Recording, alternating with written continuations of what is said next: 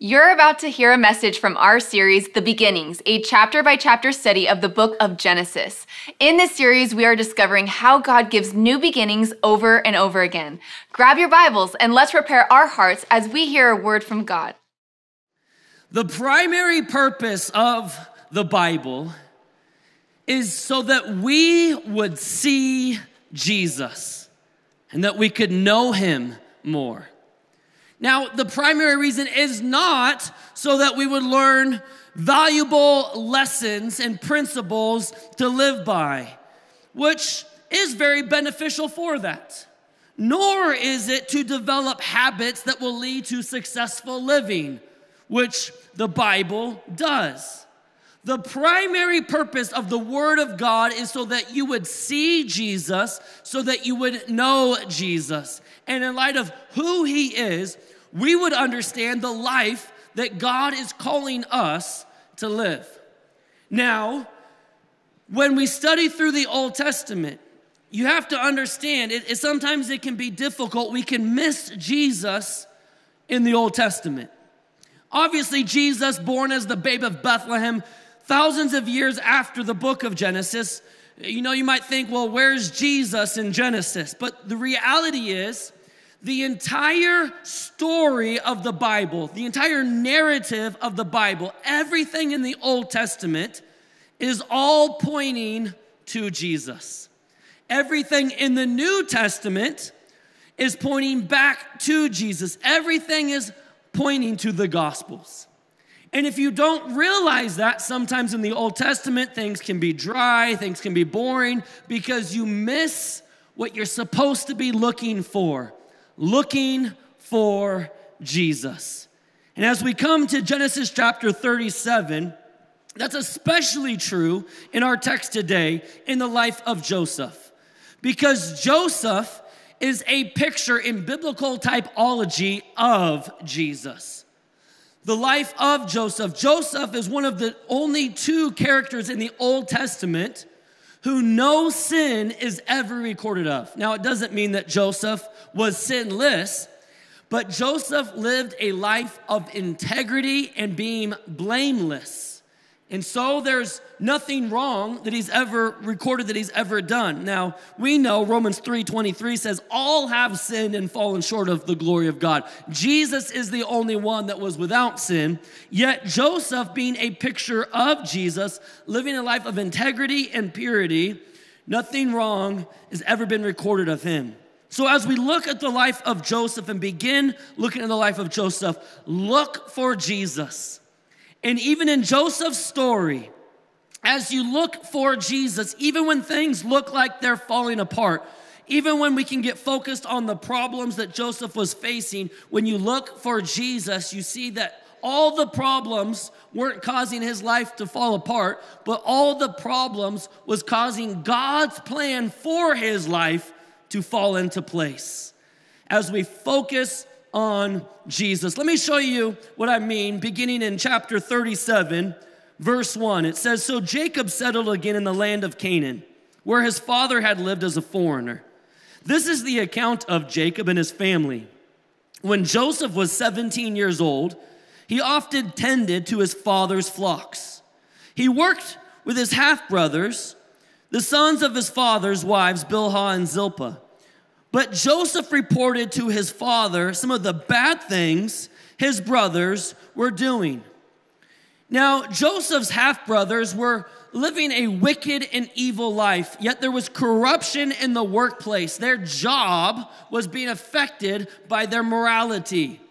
Joseph, who was working for his big brothers, now goes to his dad Jacob and tells his dad all the bad things his brothers are doing. Now, many commentators have said that Joseph is being a little bit of a tattletale here. The littlest brother going and telling dad the things that the big brothers are doing. And that's why Joseph got himself into problems. Because Joseph didn't know how to mind his own business. In a modern day vernacular, Joseph had what was coming to him. Snitches get stitches, so to speak. And that's why Joseph had what was coming to him. And that seems to be true until you remember the picture of what Joseph is as a picture of Jesus. Everything in the Old Testament is a picture of a New Testament principle. And Joseph, as an illustration of Jesus, shows this picture perfectly, that the Son and the Father are in complete harmony. He cared about his Father's flock. Now, the flock is used in the New Testament to describe the family of God, the church, the flock of God. Jesus being our great shepherd and tending to his flock. Then pastors being an extension of Jesus to tend over and watch over the flock, to give biblical guidance and wisdom.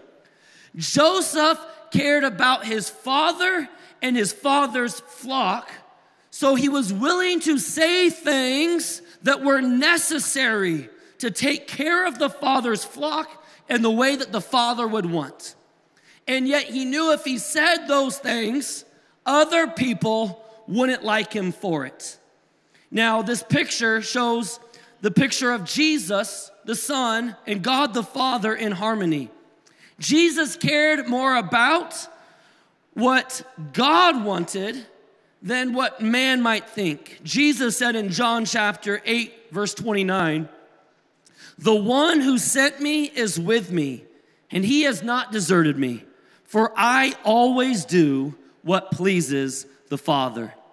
Jesus lived in harmony with the Father. He did what was right before the Father, and he was accountable to the Father. And that's why when you fast forward to Jesus in the Garden of Gethsemane, the place of prayer before he went to the cross, it says that Jesus began to sweat great drops of blood. Only recorded a few times throughout world history, a process called hematidrosis, where you're under such great stress and angst that the capillaries in your skin burst and the blood begins to seep out through the pores in your skin, looking like you are sweating blood. Jesus was in that moment when he was praying, "Father, if there's any other way for this cup to pass from me," as he prayed in Luke chapter 22:42. "If you are willing, please take this cup of suffering away from me. Yet, I want your will to be done, not mine.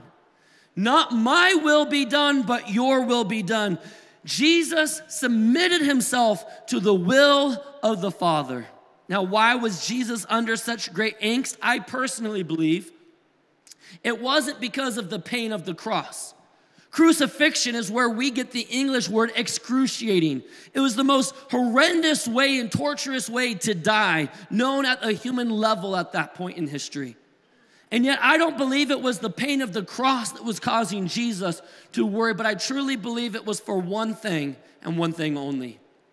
As the world's sin would be placed upon Jesus, the Father would separate himself from the Son, distancing himself because sin separates us from God.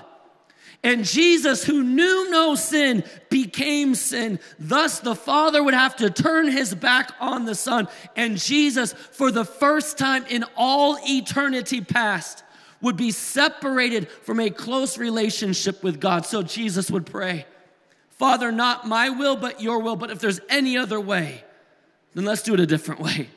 But yet Jesus was submitted to the will of the Father. Joseph, as a type of Jesus, he doesn't care what others think or what others might say. He doesn't care about what the repercussions might be if he stands up for what is right and what is true. He cares about his father and his father's flock. And this is a real key for us today in living rightly before God. You see, the Bible shows that at any given time, I am either going to be living for the approval of people or living for the approval of God. I cannot do both. And what's interesting about this is the more that I care about what people think, the less I will be caring about what God thinks. But the more that I care about what God thinks, the less I'll be caring about what people think. Now, the irony of all of this is amazing because if you live to please people, you never will. You'll never make people happy when you live your life to make people happy. But what's so amazing about it is when you live to please God solely with your life, to honor God in your life, inevitably, people will be pleased with the life that you live. That's why the Proverbs declare, a book of wisdom in Proverbs chapter 9, verse 10, that the fear of the Lord is the beginning of wisdom. If you want to live a life that is wise and true, then fear the Lord. Now, that's not the fear that we think of as fear, like, oh man, God's gonna blast me if I don't do what's right. It's the same thing that Jesus had, the desire not to allow anything into my life that will separate me from the Father. The angst that Jesus went through in hematoidosis, that's because he didn't want to be separated from the Father. It's like a child who's lost, separated from their parent, and you see the fear on their face because they know of the danger of being separated from their parent. It's the same thing that we should have in our lives. The beginning of wisdom is the desire to be close to God. And conversely, Proverbs chapter 29, verse 25 says, the fear of man is a snare. When you care about pleasing man, that's a trap that you'll get stuck in. Joseph realizes that his brothers wouldn't be happy when he goes and tells dad, but he cared more about what his father thought than what others thought around him. And we need to live the same way too. So watch what happens in verse 3. Jacob loved Joseph more than any of his other children. I love the honesty of the Bible. You know, parents say, oh, I don't have any favorites. I love all my kids the same. Not Jacob. Jacob was like, yeah, he's my favorite. And he loved Joseph because Joseph had been born to him in his old age. So one day, Jacob had a special gift made for Joseph, a beautiful robe. Now, this robe that we learn is a coat of many colors. You know, maybe in childhood Sunday school, you heard about Joseph's coat of many colors. Well, the translation could be many colors or it could be many parts. Either way, it could be both. But most likely what it's referencing to is the coat that Joseph would wear would be a coat with many parts, meaning sleeves, additional parts. You see, the coats that a blue-collar worker, when they would be working in the field, tending the sheep, would be a sleeveless robe because sleeves would just get in the way. But a white collar would be one with sleeves. And the reason why is you would be in a position of authority. You would be in a position of oversight. You wouldn't be doing the labor. You would be instructing those who would be doing the labor. So Joseph reports to his dad when he's working for his brothers. So his dad makes Joseph the boss over his brothers. And his brothers, obviously, are not very happy about it. And so, verse 4, it goes on to say, his brothers hated Joseph because their father loved him more than the rest of them. And they couldn't say a kind word to him. And like Joseph, so too Jesus, who did the will of the Father, was hated by the family of God, the people of Israel. John chapter 1 verse 11 says that Jesus came to his own people and even they rejected him.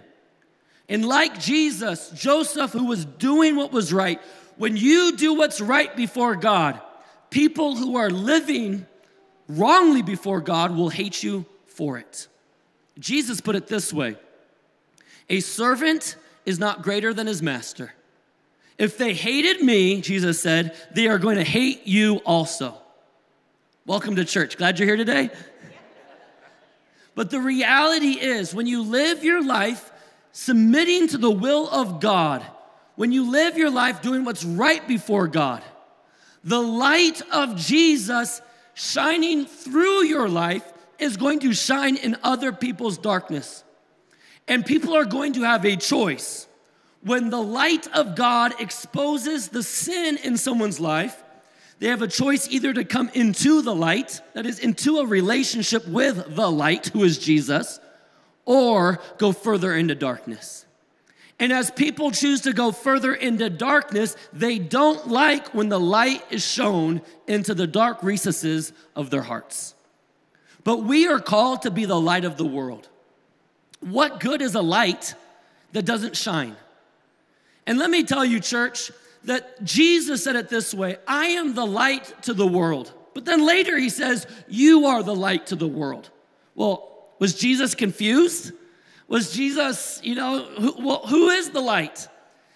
We both are the light. Jesus, the Son, S-O-N, is the source of light.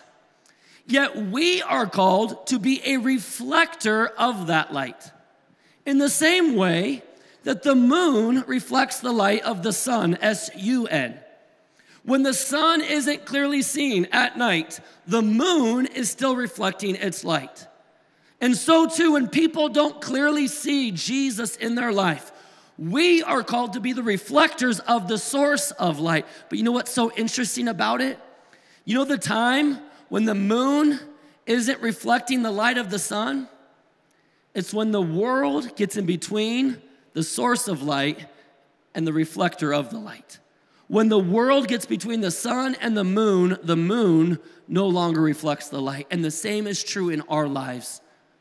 We will stop reflecting the light of Jesus in the way that we are called to be the light to the world when we allow the world to permeate the things of the world, living like the world. When we allow that to permeate our lives, we will be eclipsed by the things of the world, and people will no longer see the light of Jesus in our lives. But when you shine bright for Jesus, when you show the light of Jesus, listen, people will hate you for it because they want to continue in their darkness. And so Joseph is hated by his brothers for doing what's right, because you'll always be hated for doing what's right when people around you are doing what's wrong.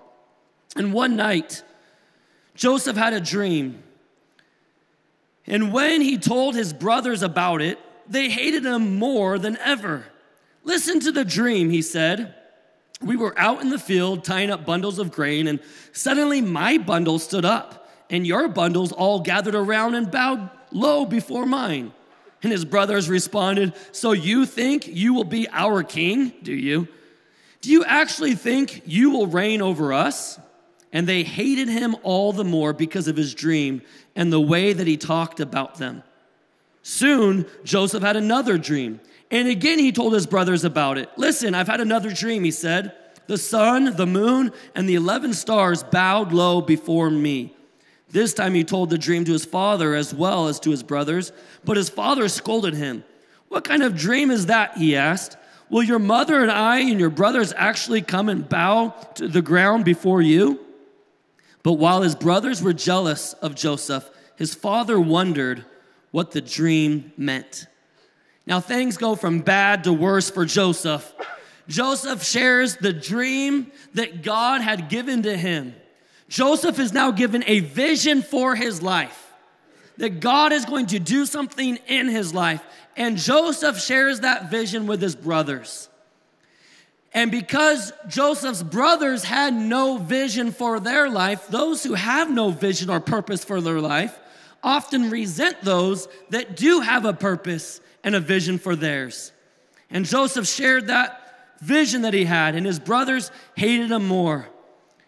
But they hated Joseph, although what he spoke was the truth. And some people will say, well, you know what? Why didn't Joseph learn the first time? Joseph has a dream, shares it with his brothers, and his brothers hated him for it. So now Joseph has another vision. We would think, hey, maybe this time just keep it to yourself. Maybe this time, don't go tell everybody. But Joseph does it again and tells them again, knowing that they would hate him more for it. Why would Joseph do that? And sometimes it can seem like the little brother, typical baby brother in the family, nagging his brothers, talking to his big brothers about what he's going to be. But it's not the little brother mentality that often lazy expositional preaching will say. It's not being a little brother. You see, it would look that way if you leave Jesus out of it, but understanding the typology, Joseph was willing to speak the truth no matter the consequence. He had a responsibility to share the truth. And so too, we have a responsibility before God always to speak the truth. But when we speak the truth, we need to make sure that the truth that we speak is laced with love. In the Bible, truth and love are divinely intertwined and connected together.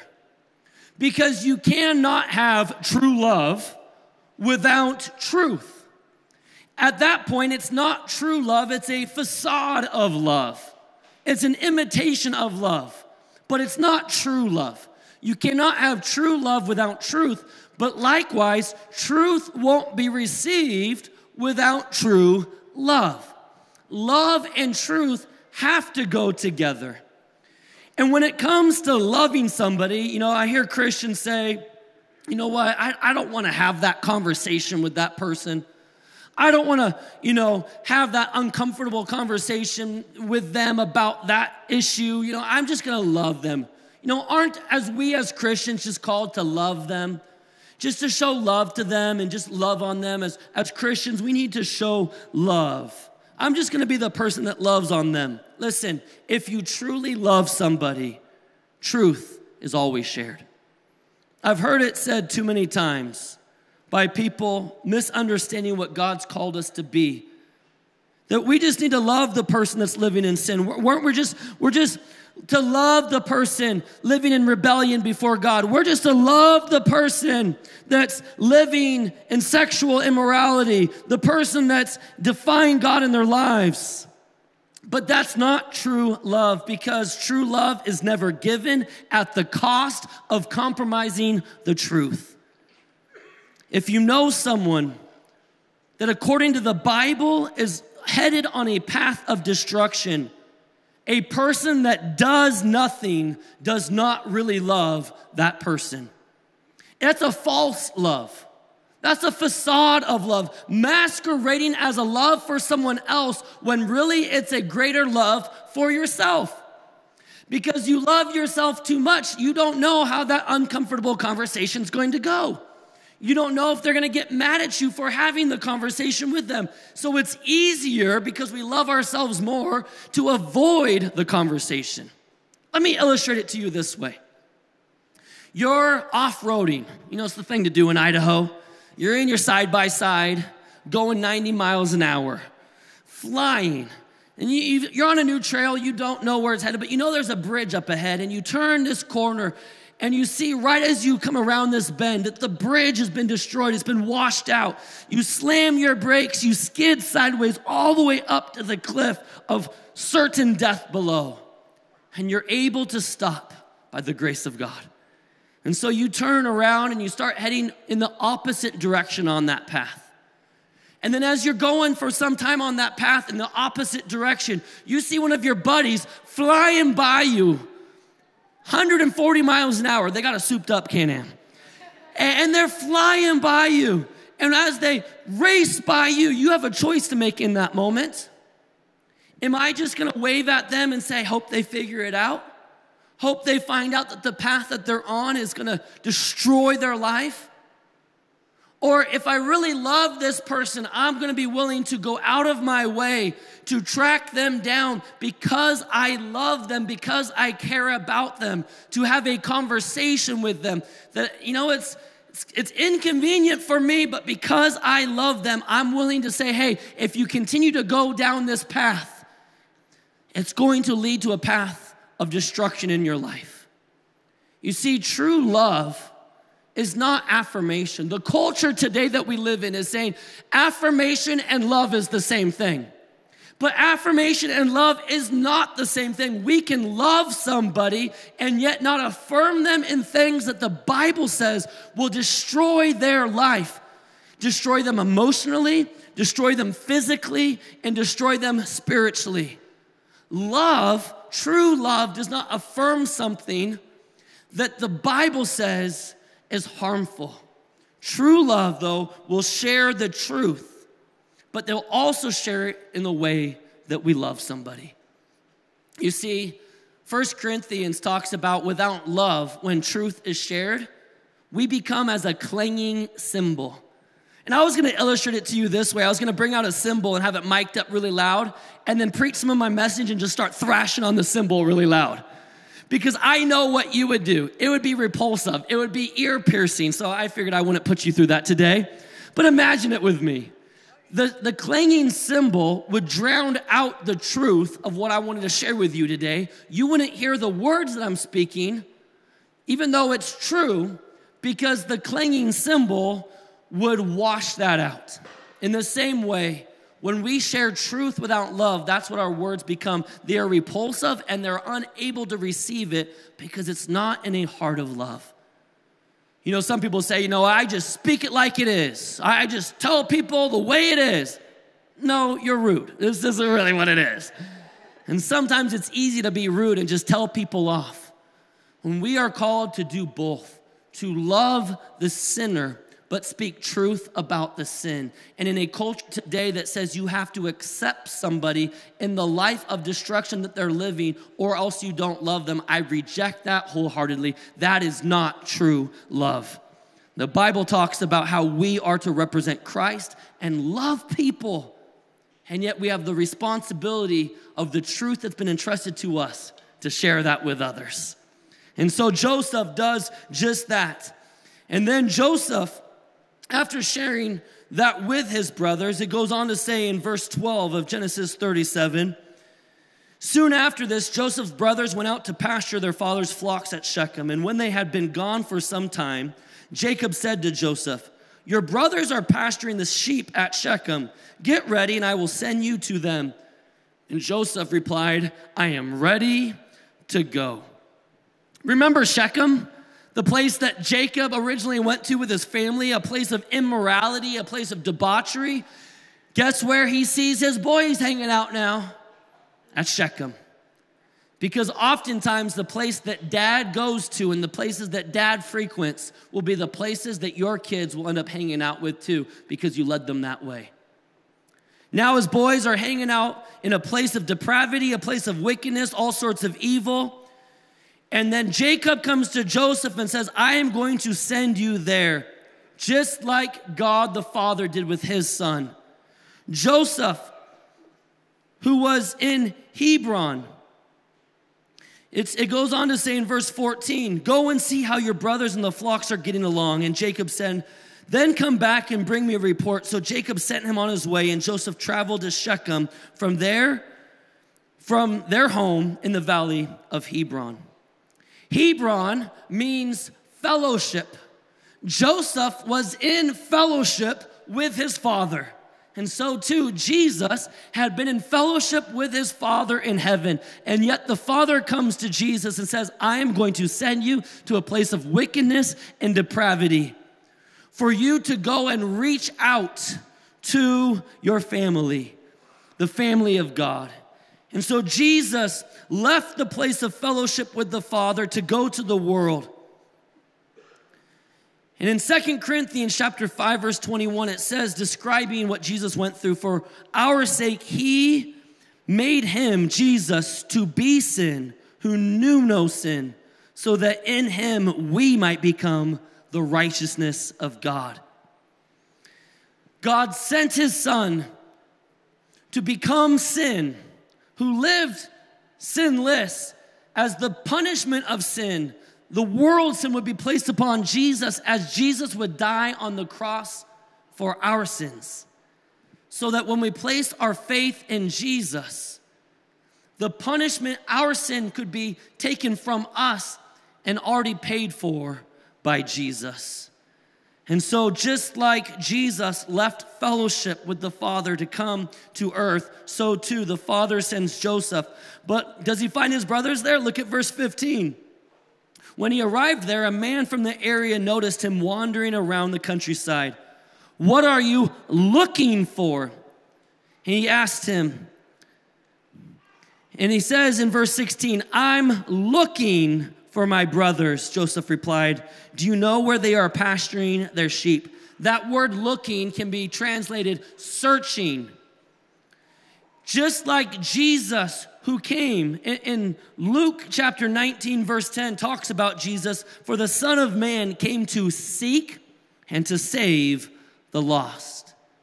That word looking can be described as seeking or searching, just as Jesus came to seek us out in our place of depravity. So too, Jacob, Joseph's father, sends him to seek out his family. And where does he find him? Continuing on, it says, yes, the man told him, they've moved on from here. But I heard them say, let's go on to Dothan. So Joseph followed his brothers to Dothan and found them there. Dothan, that word can be translated double sickness.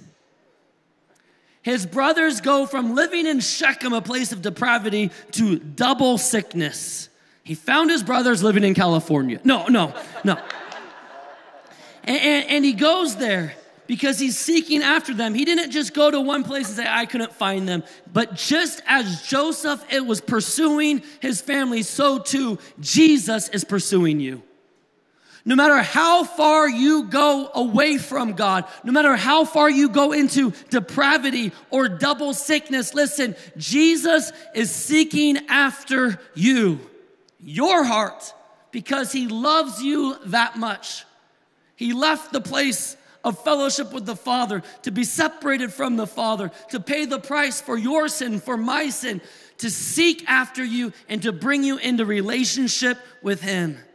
Listen, no matter how far gone you have ever been in your life, there is nobody too far gone that God can't reach that much further and pull you back into a right relationship with him.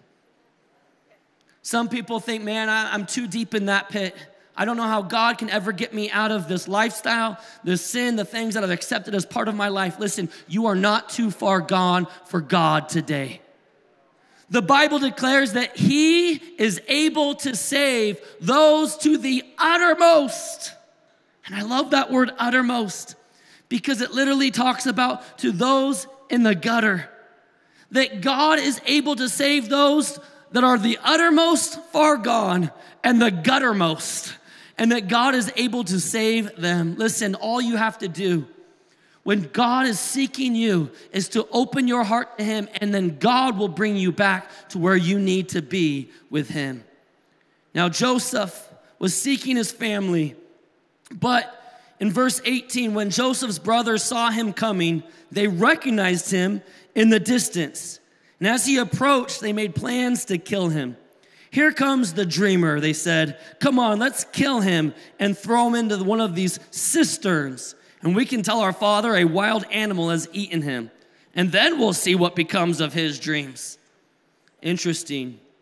While Joseph was still some distance away, they planned to kill him, just like humanity did with Jesus.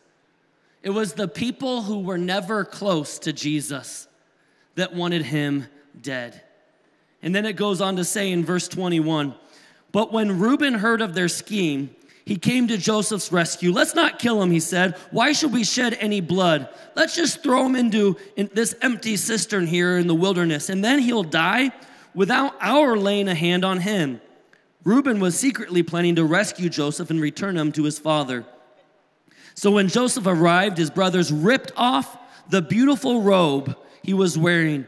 Then they grabbed him and threw him into the cistern. And now the cistern was empty, and there was no water in it.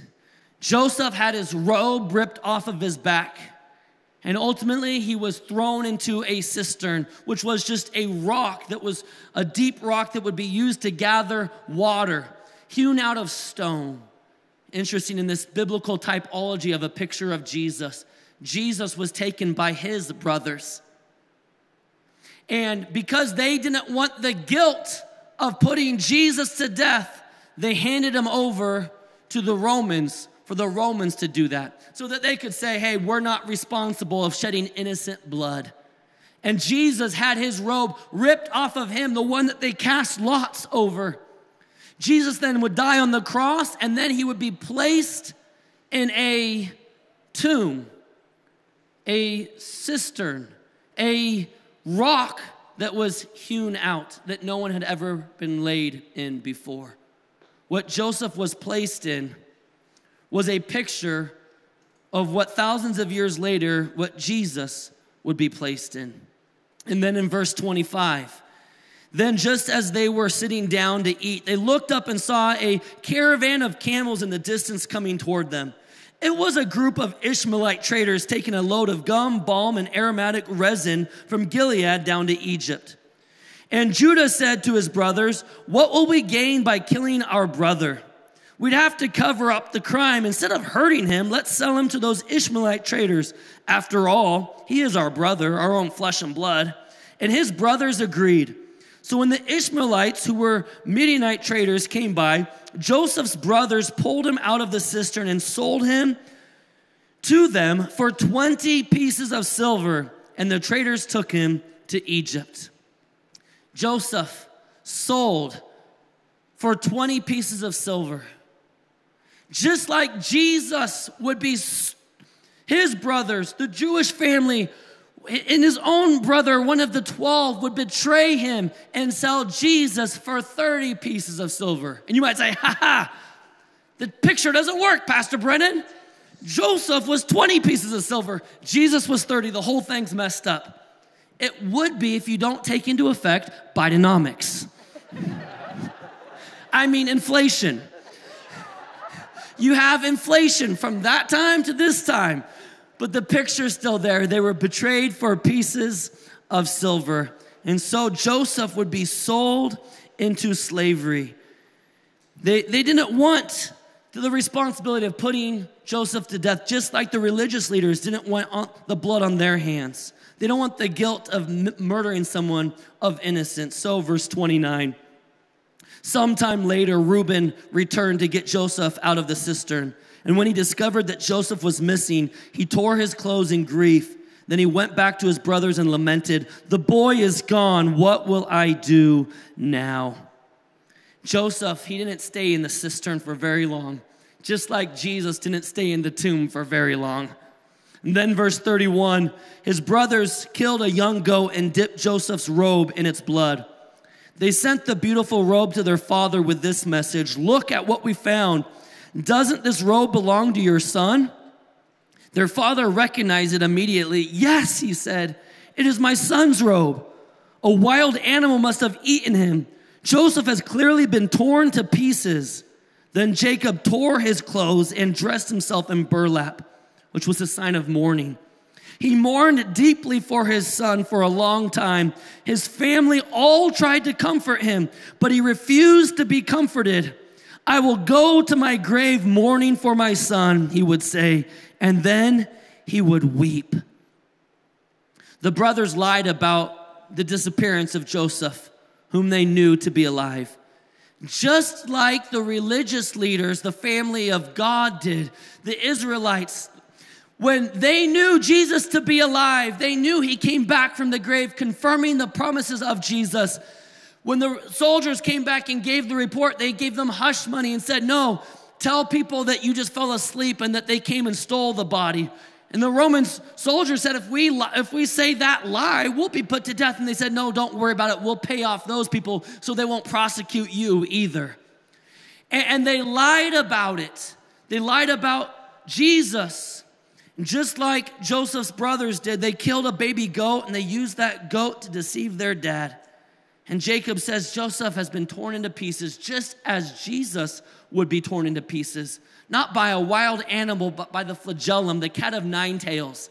9 straps of leather with bits of glass and sharp metal objects that would be laid upon the skin of Jesus' back. And then the excruciating part of the pain would be when they would rip the leather straps off of the back. It would peel the skin and the flesh from the bones. Jesus' back was torn apart and ripped into pieces for us. But like Jesus, our sin cost Jesus his life. Jesus would have victory ultimately. They thought Jesus was dead, but Jesus was alive. And Jesus, like Joseph, was all a part of God's plan to redeem humanity. And so ending in verse 36, it says, "Meanwhile, the Midianite traders arrived in Egypt, where they sold Joseph to Potiphar, an officer of Pharaoh, the king of Egypt. And Potiphar was captain of the palace guard." Joseph had a vision from God, what God was going to do with his life. And yet, there was opposition and turmoil, and now it seemed like he was further from ever seeing that dream come to pass. And yet what was working out, what Joseph thought for evil, God was actually working it together for good. Joseph thought the difficult circumstances in his life was the plan of God falling apart, but God shows it was actually God setting things up for his plan to come to pass. You see, later in the story, when there's a famine in the land, and Joseph at this point will be promoted to the second in command over all of Egypt. Oh, just stay tuned. Just keep coming on Sundays. We'll get there. And now his brothers, because of a famine, come to Egypt, and they bow down before Joseph, not recognizing him as Joseph. And Joseph tells his brothers, is there another one? Knowing that Joseph's full younger brother, Benjamin, was missing. And they said, well, there is one more. He said, I'm not giving you any food until you bring him back with you. He wanted to make sure that he was alive. So they go back and tell Jacob, if we're going to get food, if our families are going to survive, if we're not going to starve to death, we have to bring Benjamin. And Jacob says, oh, all things are working against me. Why did Jacob think that? Because he didn't see that it was Joseph. But when he saw that it was Joseph, he realized all things weren't working against him. All things were working for him. And the same is true in our lives, church. When we lose sight of Jesus in our lives, when we stop looking for Jesus, no matter what we're walking through, no matter what we're going through, when we lose sight of Jesus, we will feel, oh, all things are working against me. Everything's falling apart. And yet, if we keep our eyes fixed on Jesus, as Hebrews chapter 12, verse 2 tells us to do, we will not miss seeing what Jesus will do because we're keeping our eyes on him. Now, here's what often happens, and I'll leave you with this last thought. Here's what often happens when we go through difficulty, like Joseph was. Joseph, grabbed by his brothers, thrown into a pit, left for dead, then pulled out of the pit, and then sold as a slave to Potiphar. Could you imagine being taken away by those slave traders? Joseph, a 17-year-old boy, no doubt screaming, brothers, please don't do this. No doubt tears streaming down his face. Brothers, no, taken away. Joseph is probably thinking, I am farther from ever seeing God's plan for my life be fulfilled. What Joseph doesn't realize is Joseph had to go through this in order for God to fulfill his plan for his life. And yet when we lose sight of Jesus, when we go through those problems, what we often do is we fix our eyes, instead of fixing them on Jesus, we fix them on the problem. Isn't it true for all of us? When we're in a big problem, in a big mess, in a big situation, all that we think about and focus on is the problem. And so say this hand, it's the problem. Here's what we do. I don't see Jesus in my life. I don't see Jesus working. I don't see Jesus anywhere. It's because you have the focus on your problem. But when you step back from the problem, and instead of focusing on the problem, you put your eyes on Jesus, the author and finisher of our faith. And when you do that, the problem seems so minuscule in comparison to the power of God. Church, we have to fix our eyes on Jesus. Don't stop looking for Jesus, because even in the difficulty of what you're going through, God is still working. And instead of thinking, man, all things are working against me, no, as a Christian, we can know all things are working together for me, for good, for those that love God and are called according to his purposes. God is working for you. He's working with you, and he's going to be faithful to complete the work that he has begun in you. So what do? We don't lose sight of Jesus. Keep your eyes on him and watch how God will be faithful to get you to where you need to be. Well, I don't see God working. It's okay, because we don't walk by sight, we walk by faith. And faith is believing that God has good things coming even when I don't see it. And that's what we're gonna see in the life of Joseph. Don't stop looking for Jesus. Amen. Thank you for joining us today. We pray you were blessed by the biblical truths revealed in today's message. We are always encouraged to hear how God is using this ministry to touch lives. If God has been transforming your life through this ministry, or if you would like to help support this ministry financially, you can go to our website, cceagle.com. Being in a community with believers is essential to the life of a Christian, and we would love to be in fellowship with you, no matter where you're joining us from in the world or in what season of life you're in. We hope you'll join us again at Calvary Chapel Eagle.